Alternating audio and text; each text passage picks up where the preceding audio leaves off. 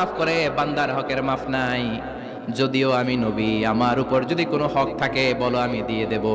কোন সাহাবী দাঁড়ায় না। এক সাহাবী দাঁড়িয়ে বললেন, নবী, যুদ্ধের ময়দানে চাবুক চালানোর সময় এক কাফেরকে মারতে যেয়ে আপনার লাঠির বাড়ি আমার পিঠের মধ্যে পড়েছে।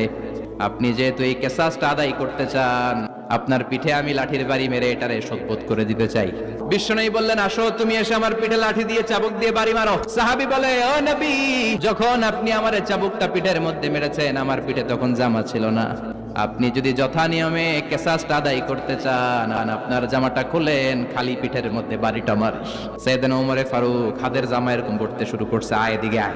বিশ্বনবী বললেন, ও ওমর, থামো, মারতে দাও। বিশ্বনবী উনার জুব্বাটা উপরের দিকে উঠালেন, পিঠের মধ্যে বাড়ি দেওয়ার জন্য ওই সাহাবীকে ডাকলেন। ওই সাহাবী বিশ্বনবীকে পিছন দিক থেকে জড়িয়ে ধরে ওই মোহরে নবুয়তের মধ্যে চুমু দিয়ে ফেলেছে। সাহাবী বললেন, নবী গো, এই নাটক